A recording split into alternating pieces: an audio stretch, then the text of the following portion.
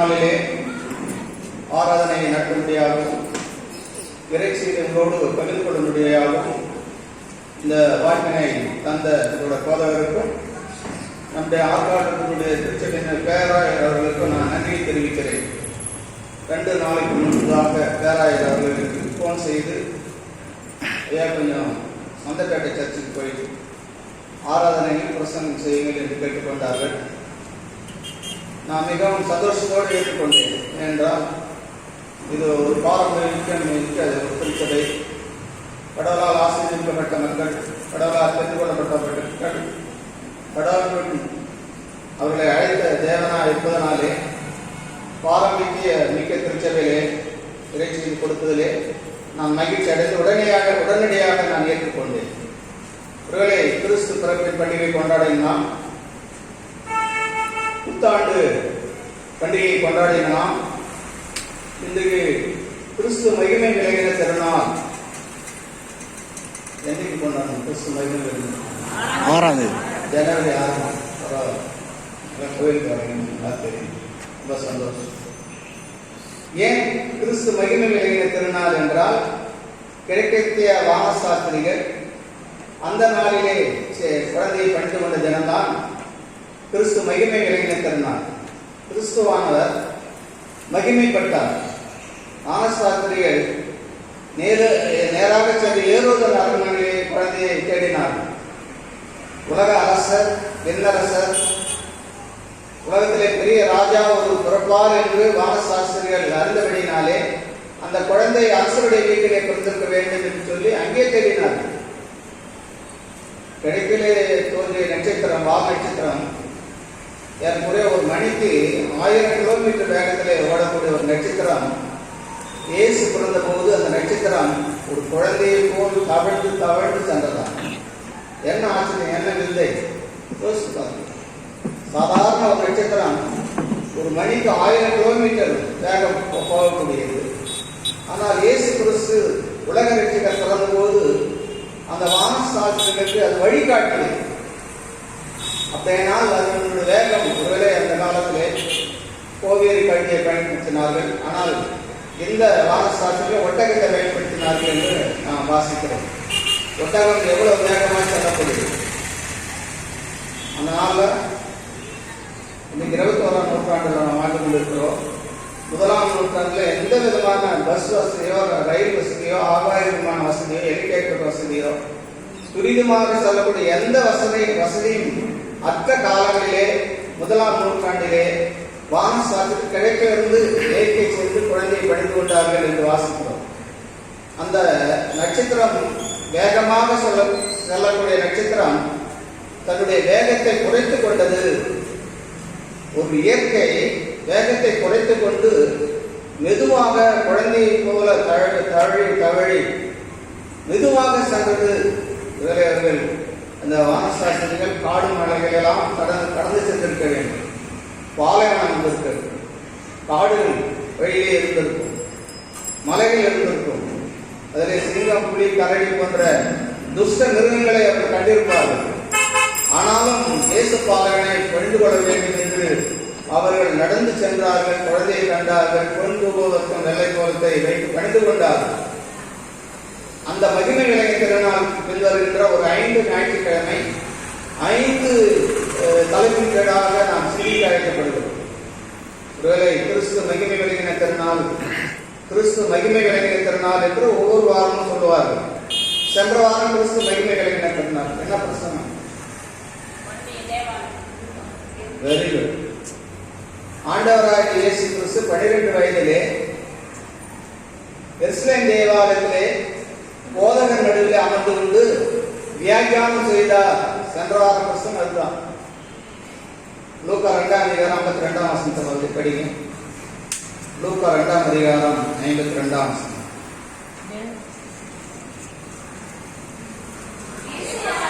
இயேசுவானவர் ஞானத்திலும் வளர்ச்சியிலும் தேவகிருபையிலும் மனுஷ தயவிலும் அதிகமாய் விரித்தடைந்தார். 12வது வயதிலே ஆண்டவராகிய இயேசு கிறிஸ்து எருசலேம் தேவாலயத்துக்கு அழைத்து செல்லப்பட்டார். இன்றைக்கு நம்முடைய குழந்தைகளை நாம் ஆலயத்திற்கு அழைத்து வருகிறோமா? ஒருவேளை கொரோனா என்ற வியாதி தொற்று இருப்பதனாலே அநேக ஆலயங்கள் குழந்தைகள் வர வேண்டாம் என்று சொல்லியிருக்கிறார்.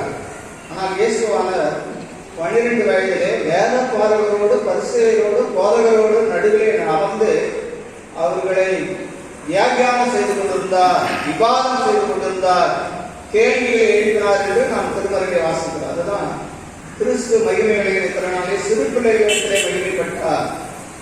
சிறு வயதாக இருக்கும் போதே இயேசு உலக ரட்சகர் என்பதை தன்னை வெளிப்படுத்தினார். 12 வயதிலே வழக்கத்தின்படி பெற்றோர்கள் குழந்தையை ஆலயத்திற்கு அழைத்து சென்ற போது திரும்பி வருகின்ற போது 3 நாள் அவர் குழந்தையை காணவில்லை. 3ஆம் நாள் திரும்பி போகின்ற போது எருசலேம் ஆலயத்திலே வேத பாரகரோடு பரிசேயரோடு வியாக்கியானம் செய்து கொண்டிருந்தார் என்று திருமறை சொல்லுகிறது. நம்முடைய பிள்ளைகளை நாம் எப்படி வளர்க்கிறோம்? அது சிறு பிள்ளைகளிடத்திலே கடார் மகிழ்ச்சி கட்டார் என்று அந்த சென்ற வாரத்துடைய பிரசங்கம். இந்த வாரத்தின் பிரசங்கம் என்ன பிரசங்கம் சொல்லுவாங்க எல்லாரும் தெரிஞ்சு காரணம் ஒரு கல்யாணம். தம்பி நல்லா சொன்னாங்க. எடுத்தோடனே சொல்லுவாங்க இயேசு செய்த 38 அற்புதங்கள். 38 அற்புதங்களில் முதல் அற்புதம் எது? கானாவூர் கல்யாணம். கானாவூர் கல்யாணம். கானாவூரிலே ஒரு கல்யாணம் இருந்தது. அதற்கு இயேசுவின் தாயும் இயேசுவும் அழைக்கப்பட்டிருந்தார்கள். அப்படின்னா அவங்க என்ன பண்ணிருக்கணும்? அழைக்காத வீட்டுக்கு நான் போகுமா, பத்திரிக்கை கொடுக்கலாம், நிச்சயம் அந்த கல்யாணத்துக்கு போக மாட்டேன். அவங்க வந்து கேட்பாங்க, ஏன் பார்க்காத கல்யாணத்துக்கு நீ எங்கே என் வீட்டுக்கு வந்து பத்திரிக்கை கொடுக்க? என்னை நீ அழைக்கலையே, இன்னும் நீ கூப்பிடுது, ஃபோன் செய்யலே, அல்லது பத்திரிக்கை வந்து கொடுத்துருக்கணும்ல. அழைக்காத வீட்டுக்கு நாம் யாரும் போக மாட்டோம். ஆனால் இயேசுவும் இயேசுவின் தாயும் அழைக்கப்பட்டு இருப்பார்கள். அப்படின்னா அவர் யார்? இந்த கல்யாணம் யார்? எந்த அந்த கல்யாணத்துக்கு இயேசுவும் தாய் ஏன் முக்கியத்துவம் கொடுத்தார்? ஏனென்றால் இயேசுவின் தாயார் மரியாளுடைய சகோதரனுடைய மகனுடைய திருமணம். இறை ஆராய்ச்சியாளர் சொல்கிறார்கள், மரியாளுடைய சகோதரர், அந்த சகோதரன் மகனுடைய திருமணத்திற்கு அவர்கள் சென்றார்கள். அப்போது திராட்சை ரசம் குறைவு பெற்றது. தமிழ்ல ஒரு பழமொழி சொல்லுவாங்க, பந்திக்கு முந்தி வடக்கு பிந்தி. ஆமா, ஒரு பந்தினா முந்தி தான். யாருக்கு முந்தி சொல்றாங்களோ அவங்களுக்கு எல்லா பொருளும் கிடைக்கும்.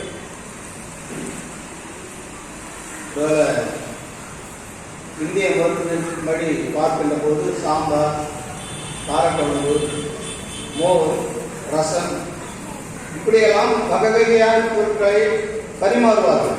பந்திக்கு முந்தி என்று சொல்வார்கள். முந்தி வருவதற்கு எல்லாம் கிடைக்கும், ஆனால் பிந்தி வருவதற்கு ரசம் கூட கிடைக்காது சில நேரத்தில். ஏனென்றால் அதைத்தான் தமிழ் பழமொழி சொல்கிறது, பந்திக்கு முந்தி படைக்கு பிந்தி.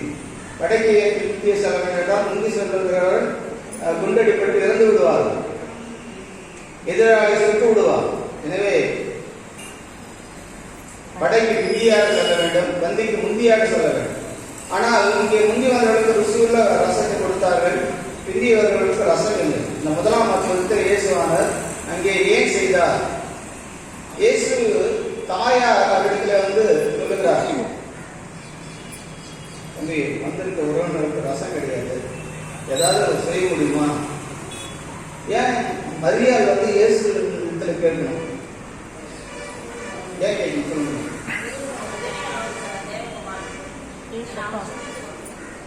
இயேசு சிறுவனா இருக்கும்போது அவர் பரிசுத்த ஆவியினால் கர்ப்பம் தரித்தார் என்று வாசிக்கிறோம். பரிசுத்த ஆவியினால் நிறைந்திருந்து அவர் கர்ப்பம் தரித்து பிள்ளையை பெற்றெடுக்கிறார். அந்த குழந்தை வளர்கின்ற போதே அந்த மரியாளுக்கு அவரை பற்றி நல்லா தெரியும். இயேசு குழந்தையா இருக்கும்போதே அந்த குழந்தை நிரப்பப்பட்டது. இவரிடத்திலே சொன்னால் ஏதாவது நடக்கும். அப்போது ஏசாமி சொல்றார், அம்மா உனக்கு எனக்கு என்ன, என் வேலை இன்னும் வரவில்லை, எனக்கும் உனக்கு என்ன. இது ஏன் இந்த வார்த்தை சொல்கிறார் என்றால், கடவுள் தன்னுடைய மகிமையை வெளிப்படுத்த ஆண்டவருடைய சித்தத்தை உணர வேண்டும், ஆண்டவர் எனக்கு இந்த வல்லமை தர வேண்டும் என்று சொல்லி சற்று நேரம் யோசித்து அங்கே பந்துவிசார் அங்கே அந்த வேலைக்காரர்கள் அழைத்து யூத முறைப்படி 6 கச்சாடி இருக்கிறது. ஒவ்வொரு கச்சாடியும் ஏறக்குறைய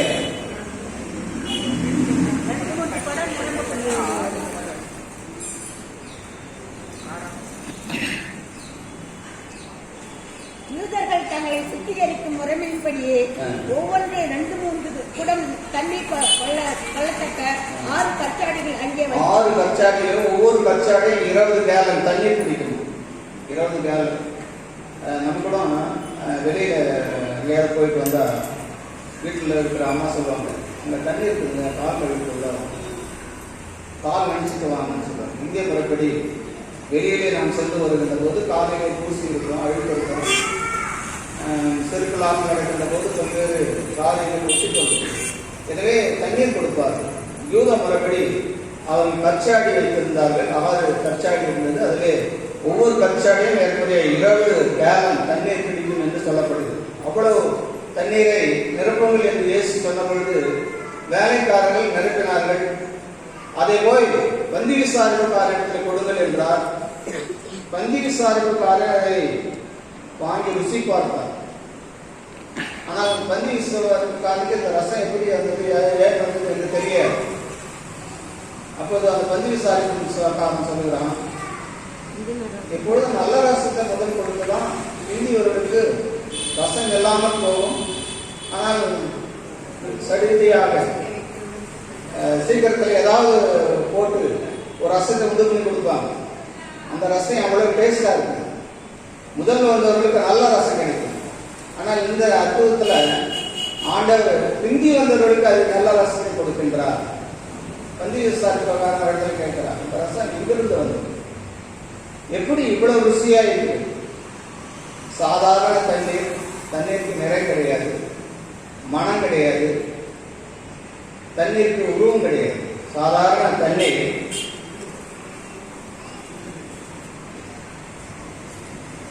இந்த 3 காரியங்களும் அந்த தண்ணீருக்கு கிடையாது.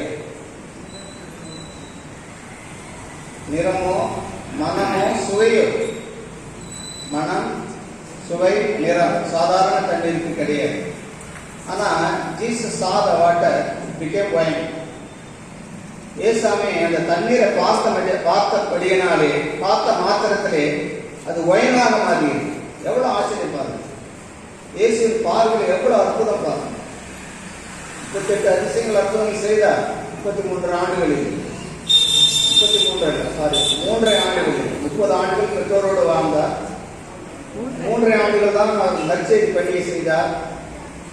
அவர் சென்ற தூரங்கள்லாம் எவ்வளவு தெரியுங்களா? இருக்கிற 3 கிலோமீட்டர் தான். பலஸ்தீன தேசத்திலே அவர் வாழ்ந்த இடம் பெத்லகேம் ஊரில் பிறந்து ஒரு 3 கிலோமீட்டர் சுற்றளவு தான் அவர் இயேசாமி நற்செய்தி பணி செய்தார். 38 அதிசயங்களை செய்த முதல் அற்புதம் இந்த கானாவுக்கு கல்யாணம். ஆனால் இன்னைக்கு உலகம் முழுவதும் இருக்கிற 120 நாடுகளில் கிறிஸ்தவர் வாழ்கிறார். இந்த கிறிஸ்தவத்தை அழித்து விட வேண்டும் என்று அநேக கங்கணம் கட்டுகிறார்கள். இந்தியாவில் கிறிஸ்தவ மதம் இருக்கக்கூடாது, இது வெளி மதம், வெளியிலிருந்து பிழைத்து வந்தவர்கள், இஸ்லாமியர் இருக்கக்கூடாது என்று சொல்கிறார். ஆனால் கிறிஸ்தவத்தை மட்டும் அழிக்கவே முடியாது. ஏனென்றால் உலக ரட்சகர் இன்னும் அந்த சராசரங்களை படைத்த ஆண்டவர் மண்ணுலகிலே பாலகனாக பிறந்து பலஸ்தீனாவிலே, எருசலேமிலே, பெத்லகேம் ஊரிலே மனிதனாக அவதரித்த ஆண்டவர், ஏழின் கோலமாக தாழ்மை சின்னமாக அவதரித்த ஆண்டவர் இன்று 120 நாடுகளில் கிறிஸ்தவர்கள் வாழ்கிறார். எல்லா நாடுகளிலும் கிறிஸ்துவை பின்பற்றுகிறார். உங்களுக்கு தெரியுமா என்னன்னு தெரியல, கம்ப்யூட்டர்ல போய் பாருங்க. இந்த பைபிள் ஒரு நிமிஷத்துக்கு 2-3 புத்தகம் பிரிண்ட் செய்யப்படுது. ஒரு நிமிஷத்துக்கு 3 திருமறை கல்வி வெளிவருது. எங்க கொடுக்குறாங்களோ, எப்படி டிஸ்ட்ரிபியூட் பண்றாங்களோ அதுதான் விஷயம். ஆனா ஒரு நிமிஷத்துக்கு 3 வேதாகமும் வெளிவருது. அப்படியானால் உலகத்திலே மிகவும் அச்சடிப்படுகின்ற பெரிய புஸ்தகம், அதிக விலையுள்ள புஸ்தகம், பல்வேறு மொழிகளிலே மொழிபெயர்ப்பு செய்யப்பட்ட புஸ்தகம் இந்த திருமறை ஒன்று என்றால் அது மிகையாக. அவ்வளவு மொழிகளிலே 1500 மொழிகளுக்கு மேலாக இன்று திருமறை அச்சிட்டு வெளிப்படுகிறது. என்ன காரணம்? ஏன் இந்த புஸ்தகம் மட்டும் அவ்வளவு இம்பார்ட்டன்ஸ்? ஏனென்றால் எழுந்து போனது தேடம் ரட்சிப்பமே மனுஷகுமாரன் உலகத்தில் வந்தார். இந்த நாளிலே வாசிக்கப்பட்ட இந்த முதலாம் அற்புதத்திலே 2 காரியத்தை ஆண்டவர் நமக்கு உணர்த்துகிறார். என்ன 2 காரியம்?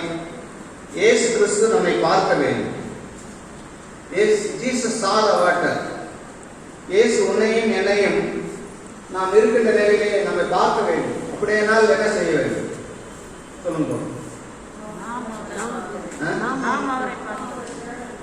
நாம் தேட வேண்டும். இயேசுவை நாம் பார்க்கணும். அப்படின்னா என்ன பண்ணணும்? முதல்ல ஜெபம் போடணும், வேதம் வாசிக்கணும், ஆலயத்திற்கு வரணும், திருமண சத்தைகளை ஆழமாய் படித்து உணரும், ஆவிக்குரிய கூட்டங்களில் கலந்து கொள்ள வேண்டும், ஆண்டவரை பற்றி அறிவதற்கு வாஞ்சியா இருக்க வேண்டும். எங்கெங்கெல்லாம் ஆண்டவர் சொல்றாங்களோ அங்கெல்லாம் போறதுல தப்பு கிடையாது. சத்திய வசனம் எங்கெல்லாம் விதைக்கப்படுகிறதோ அங்கே நாம் செல்வதற்கு ஆயத்தமாக இருக்க வேண்டும். அதுதான் இந்த அற்புதத்தின் மூலமாக ஆண்டவர் நமக்கு உணர்த்துகின்ற காரியம். இயேசு கிறிஸ்து நம்மை பார்க்க வேண்டும். இந்த நாளிலே இயேசு கிறிஸ்து நம்முடைய வாழ்க்கையை பார்க்க வேண்டும், நம்முடைய குடும்பத்தை பார்க்க வேண்டும், நம்முடைய பிள்ளைகளை பார்க்க வேண்டும், நம்முடைய பேர குழந்தைகளை பார்க்க வேண்டும். ஆண்டவரே, அன்றைக்கு தண்ணீரை பார்த்த மாத்திரத்திலே அது மாறி போனது. என்னுடைய வாழ்க்கை மாற வேண்டும், என்னுடைய குடும்பம் மாற வேண்டும், என்னுடைய கணவர் மாற வேண்டும், என்னுடைய மனைவி மாற வேண்டும், என்னுடைய பிள்ளைகள் மாற வேண்டும். Jesus saw the water, it became wine. இயேசு சாமியை பார்த்த மாத்திரத்துல சாதாரண தண்ணீர், சுவையற்ற தண்ணீர், மனமற்ற தண்ணீர், நிறமற்ற தண்ணீர் சுவையுள்ளதாக, மனமுள்ளதாக, நிறமுள்ளதாக மாறியது.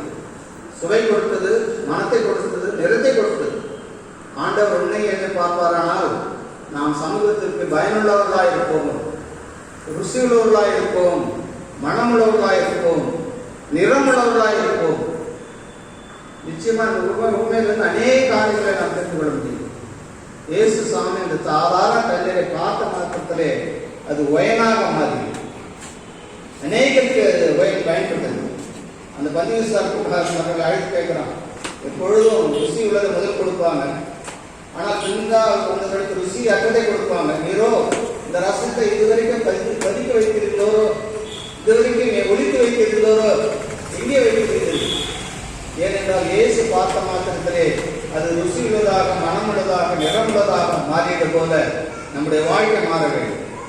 இரண்டாவதாக, இயேசுக்காக காத்திருக்க வேண்டும். வெயிட். ஆலயத்திற்கு வந்து காத்திருப்பது நல்லது. ஆலயம் மணி 3வது பெல் அடிச்சாதான் வரணும் கிடையாது. இயேசுக்காக காத்திருக்க வேண்டும். அங்கே ஜனங்கள் காத்திருந்தார். ஹிந்தி வரவர்களுக்கு நல்ல ருசியுள்ள ரசம் கொடுக்கப்பட்டது, ஹிந்தி வந்தவர்களுக்கு கிடையாது. ஆனால் ஹிந்தி வரவர்களுக்கு வெயிட் பண்ணி காத்திருந்து இருக்கிற மக்களுக்கு கடவுளுடைய ஆசீர்வாதத்தை அளவிடாமல் தருகிறார். இங்கே இயேசு கிறிஸ்துக்காக நாம் காத்திருக்க வேண்டும் என்று சொல்கிறார். இந்த நிகழ்வு இயேசு கிறிஸ்து மகிமையை வெளிப்படுத்தினார். அடிய உள்ளங்களில் விசுவாசத்தை உருவாக்கினார். தங்களை ஒரு அடையாளமாக காணப்பட்டது என்று இந்த நற்செய்தியாளர் சொல்கிறார். திருமண வாழ்க்கை மிகவும் ருசியுள்ளதாக இருக்க வேண்டும். நம்முடைய குடும்ப வாழ்க்கை உலகத்திலே, நம்ம குடும்பங்களிலே எத்தனை பிரிவு, தாய் தாக்கம் நம்ம பேசுவது கிடையாது, கணவன் மனைவிக்குள்ளே சண்டை சச்சரவு, அதை பார்க்கிற பிள்ளைகள் அதையும் கற்றுக்கொள்கிறார். அப்பா உள்ளவங்க வெளியே போயிட்டு என்ன பண்ண, அப்பா நான் பார்க்க மாட்டேன், அவர் நடத்து சரியில்லைங்க, அவர் அம்மா நேசிக்கிறது இல்லைங்க. கடவுள் திருமணத்திலே நாம் ஒரு வாக்கு கொடுக்கிறோம். இந்த குடும்பத்திலே இயேசு கிறிஸ்து மகிமைப்படுகிறது தான் இந்த பிரசங்கம். நம்முடைய வாழ்க்கை ருசியுள்ளதாக இருக்க வேண்டும் என்றால் நம்முடைய கணவரை மனைவி நேசிக்க வேண்டும், மனைவி கணவனை நேசிக்க வேண்டும், பிள்ளைகள் பெற்றோரை நேசிக்க வேண்டும், பெற்றோர் பிள்ளைகளை நேசிக்க வேண்டும். சாலமன் ஞானி ஒரு வசனம் சொல்லுவார், பிள்ளையாண்டானே நடத்த வேண்டிய வழியை நடத்து, முதிர் வயதும் அது விடாது இருக்கும். பிள்ளையாண்டான பேசாம 12 வயசுல ஏன் அந்த பெற்றோர்கள் அழைச்சிட்டு போனாங்க? அவர்கள் முறைமைப்படி, யூத முறைமைப்படி பிள்ளையை ஆலயத்திற்கு அழைத்து சென்றார். முறைமைப்படி பிள்ளையாண்டானை நடத்த வேண்டிய வழியை நடத்து, முதிர் வயதிலும் அதை விடாது இருப்பான். இன்னும் என்னுடைய வாழ்க்கையில் சொன்னா, சாதாரண தான் நான் படிச்சு 12 வருஷம் 1960 72 வரைக்கும் 5 மணிக்கு பெல் அடிச்சாங்க எழுச்சிருந்தேன், இல்லைன்னா மாநில அதே பழக்கம். இன்னைக்கு 67 வயது ஆகுது. 5 மணிக்குன்னா 4:30 மணிக்கே ஆயிடுச்சு. எங்கேயாவது வெளியே வரலாம் 4 மணி 3-4 மணி, ஏனென்றால் அதுக்கு படுத்தாம தூக்கம் வராது. ஒரு பழமொழி சொல்லுவாங்க, தொட்டில் பழக்கம், ஆமா, தொட்டில் பழக்கம் சுடுகாடு வரை. ஒரு சின்ன வயதுல நம்ம எதையெல்லாம் நற்காரியங்களை கற்றுக் கொடுக்கிறோமோ அது கடைசி வரை நம்ம விட்டு விலகாது. கடைசி வரை விலகா. குடும்பத்திலே குடும்ப ஜபம், குடும்பத்திலே ஆண்டவரை துதிப்பது, ஆலய ஆராதனையில் கலந்து கொள்வது, குடும்பத்தோடு வந்து ஆண்டவரை துதிப்பது பாடுகின்ற இதையெல்லாம் நம் குடும்பம் தான். இன்றைக்கு கிறிஸ்து ஒரு குடும்பத்திலே மகிமைப்பட்டார். குடும்ப நிகழ்விலே கலந்து கொண்டு அவருடைய நாமம் மகிமைப்பட்டது போல இன்றைக்கு நம்முடைய குடும்பங்கள் எப்படிப்பட்டதாக இருக்கிறது? திருமண வாழ்க்கை, வெவ்வேறு சூழ்நிலையில் வாழ்கிறவர்களை ஆண்டவர் பரிசுத்த ஆலயத்திலே வாழ்விலும் தாழ்விலும் உயர்விலும் தாழ்விலும் எல்லா நிலைகளிலும் உண்மை நான் விட்டு பிரிய மாட்டேன் என்று கடவுள் சந்தையிலே வாக்கு கொடுக்கிறார். ஆனால் அந்த வாக்கை மறந்து விடுகிறார். எப்படிப்பட்ட சூழ்நிலை வந்தாலும் சரி, கஷ்டம் வந்தாலும் சரி, செல்வம் வந்தாலும் சரி, எவ்வளவு வசதி வந்தாலும் சரி, நானும் என் குடும்பமும் என்னுடைய பிள்ளைகளும் கர்த்தரையே செய்யும். யோசுவா சொல்வார், நானே என் குடும்பமும் கர்த்தரையே செய்யும், நானும் என் குடும்பமும் கர்த்தரையே செய்யும். கிறிஸ்து அன்பானவர்களே, இந்த நாளிலே நாம் நம்முடைய பிள்ளைகளை எப்படி வளர்க்கிறோம், நம்முடைய குடும்பத்தை எப்படி வளர்க்கிறோம், நம்முடைய குடும்ப நிகழ்வுடைய ஆண்டவராக இயேசு கிறிஸ்து அழைக்கிறோமா, அவருக்கு முதலிடம் கொடுக்கிறோமா என்று அழைக்கப்படுகிறோம். ஒருவேளை 1 சாமுவேல் 1 26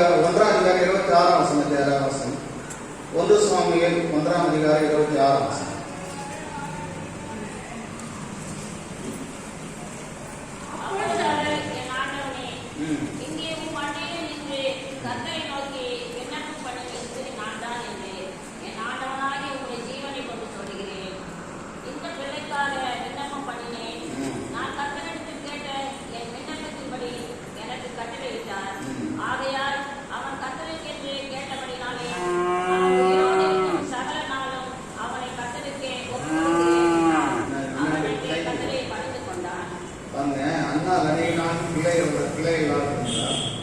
ஆண்டவர் சந்ததியை வந்து அழுது ஜெபித்தார். ஏழு ஏன் நாங்கள் புதற்கு வெளியே போகணும், கோயிலில் வந்து ரொம்ப டிஸ்டர்ப் பண்ணுறேன். ஆனால் வந்து அவர் இந்த அண்ணா தன்னுடைய சக்காலைக்கு தன்னை திட்டுவதை கண்டு ஆண்டவர் சமூகத்திலே வந்து அழுதார். ஆண்டவர் சமூகத்திலே மண்டியிட்டு ஜெபித்தார். கடவுள் ஒரு குழந்தையை கொடுத்தார், சாமுவேல் என்ற பெயரிட்டு. அந்த குழந்தையை சிறு வயதிலே ஆலயத்தை கொண்டு வந்து விட்டிருந்தார். ஆலய பணிகளிலே, ஆலய பணிமுறைகளிலே ஏலிக்கு உதவி செய்வதற்காக அங்கே விட்டுவிட்டார்கள். கடவுள் 3 முறை கூப்பிடுகிறார். சாமுவேலே சாமுவேலே என்று கூப்பிடும் போது அந்த சாமுவேல் எழுந்து போய் சின்ன பையன், தாத்தா தாத்தா என்ன கூப்பிட்டீங்களா?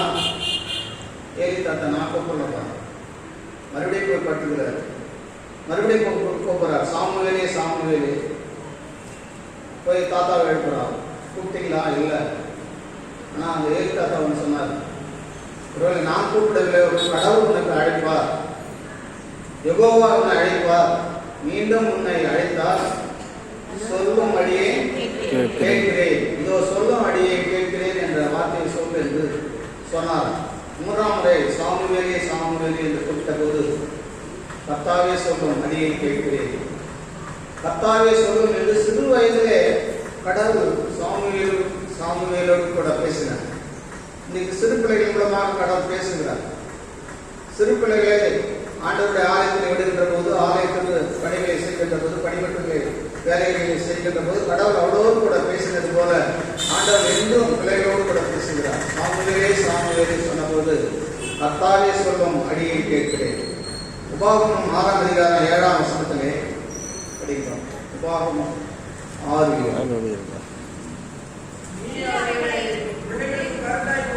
நீ அவைகளை பிள்ளைகளுக்கு கருத்தாய் போதித்து நீ உன் வீட்டில் உட்கார்ந்து இருக்கிற போதும், வழியில் நடக்கிற போதும், படுத்துக் கொள்கிற போதும் அவைகளை பற்றி பேசி அவைகளின் கையின் மேலும் கட்டிக் கொள்வாயாக. பாருங்க,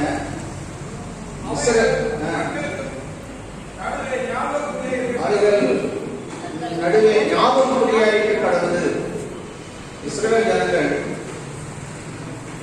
ஆண்டவர் வழி நடத்துகிற போது அவர்களுக்கு இடுகிற கட்டளை நீ உட்கார்ந்திருக்கிற போதும், எழுந்திருக்கிற போதும், படுத்துக் கொள்கிற போதும் இவைகளை குறித்து பேசு.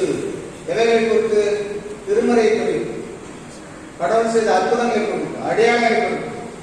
எகிப்திலே 430 ஆண்டுகளாக அடிமைத்தனத்திலிருந்து இஸ்ரவேல் ஜனங்களை ஆண்டவர் ஏற்கனவே 6 லட்சம் மக்களை 40 நாளில் செய்ய வேண்டிய பிரயாணத்தை 40 ஆண்டுகளாக ஆக்கினார். எதனால்னாக்கா அந்த மக்கள் முணுமுணுத்தபடியினாலே 40 ஆண்டுகளாக ஆக்கினார்.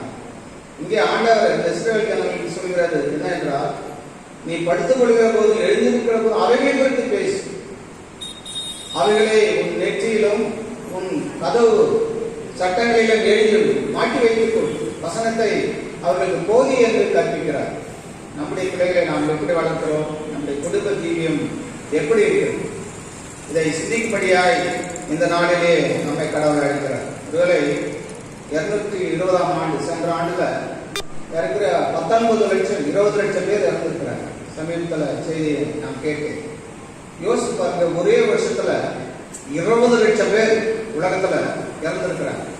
குறிப்பா அமெரிக்கா தேசத்துல அதிகமான பேர், ஐரோப்பா கண்டத்துல அதிகமான பேர். ஏன் அவங்களுக்கு எவ்வளவு சாவு வந்தது? யோசி.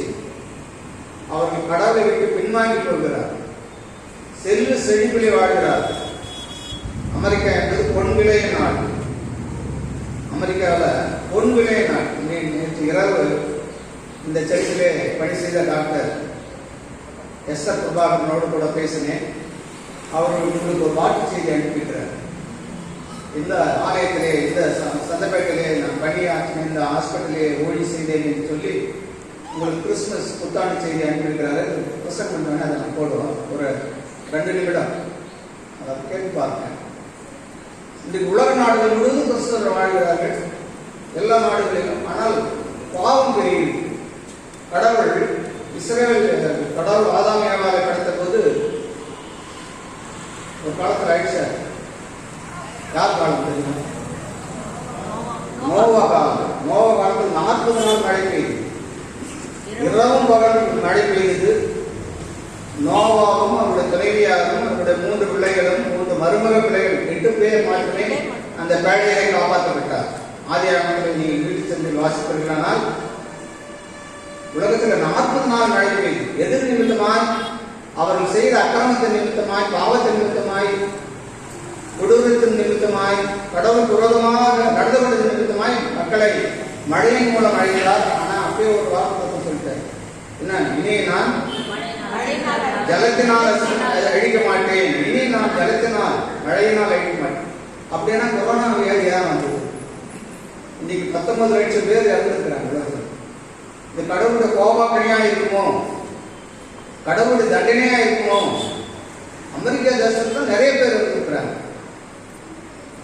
யோசிச்சு பாருங்க. ஏன் கிறிஸ்தவ நாடுகள், ஐரோப்பா கண்டத்தில் நிறைய பேர் இருக்கிறாங்க. Germany, Germany, Italy, Spain, Portugal போன்ற கிறிஸ்தவ நாடுகள் எல்லாமே ஜெர்மனியில் இருக்கிற ஐரோப்பா கண்டங்கள் கிறிஸ்தவ வாழ்கிறார்கள். என்னன்னாக்கா விக்கிரகாரம். அங்க அமெரிக்காவில் பெரிய வயசானது தான் போயிட்டு வர்றாங்க. நான் ஒரு 10 ஆலயத்துக்கு போய் பிரசங்கம் பண்ணிருக்கிறேன், வாழ்த்து செய்தி கொடுத்துருக்கிறேன். இந்த ஆலயத்தில் பங்கு பெற்றிருக்கிறேன். டாக்டர் எஸ்ஆர் பிரபாகரன் அவருடைய டாக்டர் பிரபாகரன் இருக்கிற ஆலயத்தில் 2 முறை போய் 2 முறை ஆண்டுடைய செய்தியை ஆரோக்கிய ஆசீர்வாதத்தை தமிழிலேயே நான் செய்திருக்கிறேன். ஆரோக்கிய திருவிருந்தை எடுத்து பரிமாறுறது ஆரோக்கிய ஆசீர்வாதம் பிளஸிங். அது நான் தமிழிலே செய்ய முடியாத ஒரு வாய்ப்பு. கடவுள் பாருங்க, அற்புத அடையாளம். இதுக்கு ஏன் இப்படிப்பட்ட கோபாக்கினை? அங்க கடவுளை குறைந்து விட்டார். ஆலயத்தில் வருகிற மக்கள் குறைந்து கொண்டே இருக்கிறார். வயதானவர்கள், வாலிபர் வருவது கிடையாது, சிறுபிள்ளைகள் வருவது கிடையாது. என்ன காரணம்? கம்ப்யூட்டர் உடம்பு. நிமிஷத்துல பல லட்சக்கணக்கான ரூபாய் சம்பாதிக்கிறார். அப்படியெல்லாம் உலக நாடுகள் வளர்ந்து கொண்டிருக்கிறது. ஐரோப்பாவில் ஒரு ஆலயத்தையே இடிச்சுட்டு இந்துக்கள் வாங்கி அங்க கொஞ்சம் இந்து சிலையை வச்சு வாங்குறாங்க. கடவுளுக்கு எவ்வளவு கோபாக்கிறது. கிறிஸ்துவ ஆலயம் பல ஆண்டுகள் கடவுளை வழிபட்ட ஆலயத்துல இந்து கடவுள் கொண்டாந்து வைத்து கடவுளை வழிபடுறாங்க. அப்ப கடவுளுக்கு எவ்வளவு கோபம், எவ்வளவு வேதனையா இருக்கு. கடவுள் தன்னுடைய சாயலாக ஆதாமை படைத்தார், அவனை ஆண் பெண்ணுமாக படைத்தார் என்று படைப்பின் வரலாற்றை பார்க்கிறோம். நம்ம எல்லாம் நீ நான் கடவுளுடைய சாய். கடவுளுக்கு தான் நம்ம அர்ப்பணிக்க வேண்டும். நம்ம இதயத்தை ஆண்டவருக்கு தான் கொடுக்கணும். கடவுளை தான் உண்மையான தேவனை வணங்கணும், சேவிக்கணும். ஆனால் இன்று கிறிஸ்தவ நாடுகளே கடவுளை விட்டு பிரமாண வழியிலே நடக்கின்ற போது இது கடவுள் கோபாக்கினையா இருக்குமோ என்று எண்ணுவதற்கு எத்தனமாயிருக்கிறது, எண்ணுவதற்கு சிந்திப்பதற்கு ஒரு சிந்தனையாயிருக்கிறது.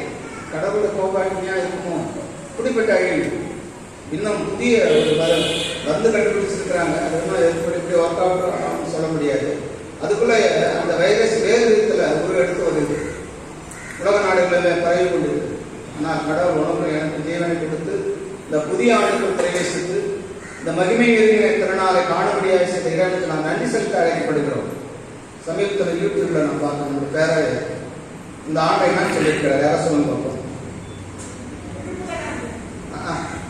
நீங்க யூடியூப் சரியா பார்க்கணும். இந்த இயர் ஆஃப் ரெஸ்டோரேஷன் நல்லா ஒரு வார்த்தை, ரொம்ப எனக்கு சந்தோஷமா இருக்கு. ரெஸ்டோரேஷன் என்றால் மறுபொருட்கள் அடையும், எழுந்து போனதை மீண்டும் பெறுவது.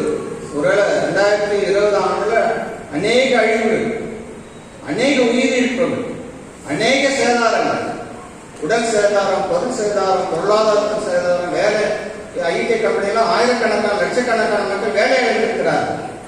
ஆனா இந்த இயர் அது ரொம்ப நல்ல ஒரு தீமை மாற்றம் அனைத்துக்கும். நீங்க டெய்லி டிவோஷன் 2 நாளைக்கு முன்னாடி கூட நான் செய்தி கொடுத்து நீங்க யாரும் பார்க்கணும். ஆஸ்கார் திருச்சபை என்ன நடக்குது இன்னைக்கு அவர் சமீபத்தில் நேற்று ஒரு வெளியிட்டார். ஏசி இருக்க அனைத்து பங்களாக்களும் இடிந்து போயிருக்கு. அதை ரெனிவேஷன் செய்யணும், பங்களாக்களை புதுப்பிக்க வேண்டும். சமீபத்தில் விருத்தாச்சலத்தில் பல ஏக்கர் டேனிஷ் கிருஷ்ண ஹாஸ்பிட்டல் மூடப்பட்டது. இன்னைக்கு டெடிகேஷன் பண்ணியிருக்கிறார். பிஹெச்சி பேராயோடு கூட ஒரு ஒப்பந்தம் செய்து அதை மீண்டுமாக மறுமலர்ச்சிக்கு கொண்டு வந்திருக்கிறார். வரையறுல 100 ஏக்கர் நிலம் இருக்கு, சும்மா கிடக்கு. நானும் ரவி சார் மலையில வேலை செய்தோம். சும்மா தரிசையா அவர் மிடியல் விஷயம் இருக்கும்போது நல்லா பயிர் செய்து நல்ல விளைச்சல் வந்தது. ஆனால் இதுக்கு 100 ஏக்கர் பொட்டல் கடா இருக்கு. அதை மறுசீரமைக்க வேண்டும் என்று சொல்லி பல ஆயிரக்கணக்கான மரங்களை நட்டிருக்கிறார். சும்மா கடக்கூடாது, தர்சா இருக்கக்கூடாது. நம்முடைய நிலம் நாம் பாதுகாக்க வேண்டும், அவர்களை மீட்டெடுக்க வேண்டும். இந்த 2020 ஆண்டு மீட்டெடுக்கிற ஆண்டா இருக்கும். எவ்வளவு போன ஆண்டு இழந்தமோ நம்முடைய செல்வத்தை, பொருளாதாரத்தை, உடல் சுகத்தை, உறவினர்களை, நண்பர்களை எவ்வளவு தூரம் நாம் இழந்தோமோ அதை மீண்டுமாக மீட்டெடுக்கிற ஆண்டா இருக்க வேண்டும். இயர் ஆஃப் ரெஸ்டோரேஷன், அதற்கு ஆங்கிலத்தில் சொல்கிறார்கள் bring back to the state, bring back to the state. பழைய நிலைக்கு கொண்டு வர வேண்டும். பழைய நிலையிலே நாம் சந்திர ஆண்டுக்கு முந்தைய ஆண்டுகளில் எப்படி இருந்தோமோ, அதற்கு முந்தைய ஆண்டுகளில் எப்படி இருந்தோமோ அந்த ஸ்டேட், அந்த ஸ்டேட்டஸ் சொல்லுவாங்க, என்னுடைய ஸ்டேட்டஸ், அந்த ஸ்டேட், அந்த நிலைக்கு கொண்டு வர வேண்டும். புது உருவாக்குகிற திட்டத்திலே நம்ம ஈடுபட்டுக் கொள்ள வேண்டும். இந்த புதிய எண்ணத்தோடு நாம் இந்த ஆண்டில் பிரவேசிக்க வேண்டும். நிறைய பேர் வாக்கு சொல்றாங்க, ஜோஷியர் சொல்றாங்க, சூனியக்காரர் சொல்றாங்க, இந்த ஆண்டு அப்படி இருக்கு இப்படி இருக்கு. போன ஆண்டுல சொல்றதெல்லாம் பொய்ப்பித்து போயிருக்கு. கை ஜோஷிய பாக்குறாங்க, மற்ற ஜோஷியக்காரங்களா நாடு இப்படி இருக்கு அப்படி இருக்குன்னு சொன்னாங்க. ஆனால் அதுக்கு எதிர்படியே நடந்தது. 19-20 லட்சம் பேர் இறந்திருக்கிறார்கள் என்றால் எல்லாம் எதிர்மறையாக இப்படி இந்த ஆண்டு எடுத்திருக்குமே ஒன்றாலே என்னால் கிடைக்க முடியாது. ஆனால் கடவுளுடைய பிள்ளைகள், கர்த்தர் நம்ம எல்லா காலத்திலும், கர்த்தர் என்னை எல்லா காலத்திலும் எந்த நிலையிலும் என்னை காப்பாற்றுவார், என்னை நம்புவார், என்னை வழிநடத்துவார் என்ற நம்பிக்கையோடு வாழ்கின்ற போது அப்படிப்பட்ட பிள்ளைகளை கடவுள் அழைக்கின்றார். சிங்கக்குட்டிகள் பாட்டு எந்த பிரச்சனையாக இருக்கும், கர்த்தரை தேர்ந்தவர்களுக்கும் ஒரு நன்மை குறைப்படாது, எந்த குறையும் கடவுள் வைக்க மாட்டார். ஏனென்றால் கடவுளை தேட வேண்டும், கடவுளை வணங்க வேண்டும், கடவுளை சேவிக்க வேண்டும், கடவுளுக்கு நம்மை அர்ப்பணிக்க வேண்டும். 21ஆம் ஆண்டு எப்படி இருக்குமோ என்று என்னுடைய குடும்பத்தை குறித்து, என்னுடைய பிள்ளைகளை குறித்து, என் மனைவி குறித்து, கணவருடைய வேலையை குறித்து அநேக கவலைப்படலாம்.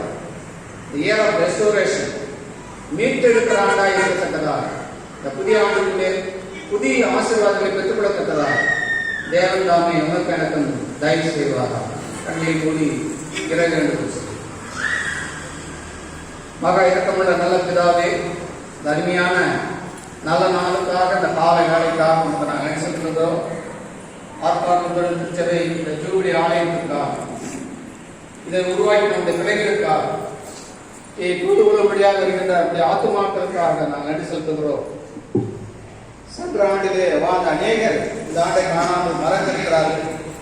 அற்புதம் ஏழைகளும் பால்களுமாக எங்களுக்கு இந்த புதிய ஆண்டை காணும்படியாக இந்த ஆண்டின் ஜனவரி மாதம் 17ஆம் தேதி ஆலயத்திலே உடைய சத்திய வசனத்தை கேட்கும்படியாய், உடைய நாமத்தை போற்றி புகழ்ந்து பாடும்படியாய் நீர் செய்திருக்கிற கிருபைகளுக்காக நாங்கள் நன்றி செலுத்துகிறோம். பாரத்தோடு கண்ணீரோடு வந்திருக்கிற மக்களுக்கு ஆறுதலை சமாதானத்தை தேவாத்தா. உடன்பிறப்புகளை, உறவினர்களை, நண்பர்களை இழந்து தவிக்கின்ற குடும்பங்களுக்கு ஆறுதலை தேவாத்தா. இது ஆண்டவரே ரெஸ்டோரேஷன் என்று சொல்லப்படுகிற மீட்டெடுக்கிற ஆண்டாக இருக்கவும், இழந்து போன எங்களுடைய செல்வங்களை, எங்களுடைய உடல் பலவீனத்தை, எங்களுடைய சுகவீனத்தை, எங்களுடைய உறவுகளை புதுப்பிக்கிற ஆண்டாக இருக்கத்தக்கதா. புதிய ஆசீர்வாதங்கள் செல்கின்ற ஆண்டாக இருக்க என் சமூகம் நமக்கு முன்பாக செல்லும் என்று சொல்வது போல நம்முடைய சமூகம் எங்களை வழிநடத்த வேண்டுமா செல்கிறோம். ஆற்காடுதல் திருச்சபைக்காக பேராயர், செயலாளர், பொருளாளர், மத்திய நிர்வாகி, திருச்சபை வைக்கின்ற ஆயர்கள், ஆசிரியர்கள், திருச்சபையில் இருக்கிற சபைகள், விசுவாசிகள் யாருக்காகவும் நாங்கள் நன்றி செலுத்துகிறோம். எங்களுடைய திருச்சபையை ஆண்டவரே இந்த இயர் ஆஃப் ரெஸ்டோரேஷன் என்று சொல்லப்படுகிற மறுபடைப்பு, ஆண்டவரை மீட்டெடுக்கின்ற பணிகளை எங்களை ஈடுபடுத்திக் கொள்ளத்தக்கதா. அநேகருக்கு நாங்கள் ஆசீர்வாதமாக இருக்கத்தக்கதா. எங்களுடைய கைக்கிளிகளை, விதத்தின் நினைவுகளை ஆசீர்வதியும். சந்தர்ப்ப கிறிஸ்தவர்களுக்காக, என்னுடைய போதகர்களுக்காக, சபை பொருளுக்காக, பெரியவர்களுக்காக நாம் நன்றி செலுத்துகிறோம். இது ஒரு ஆசீர்வதிக்கப்பட்ட ஆண்டாக இருக்கத்தக்கதாக உதவி செய்யும். இந்த ஆண்டு எப்படி இருக்குமோ என்று நாம் திகையாதே, கலங்காதே, நான் உன்னோடு கூட இருப்பேன், நீ கையில் செய்கின்ற எல்லா வேலைகளையும் ஆசீர்வதிப்பேன் என்று சொல்கிற ஆண்டவர் எங்களையும், எங்கள் குடும்பத்தையும், எங்களுடைய பிள்ளைகளையும் நீரே வழிநடத்தி காத்துவிட வேண்டும். அன்பின் ஆண்டவராகிய இயேசு கிறிஸ்துவின் மூலமாக வேண்டுதல் செய்கிறோம் பரமபிதாவே. ஆமென். பரமண்டலம் இருக்கிற எங்கள் பிதாவே, நாமம் பரிசுத்தப்படுவதாக, ராஜ்யம் வருவதாக, உம்முடைய சித்தம் செய்யப்படுவதாக.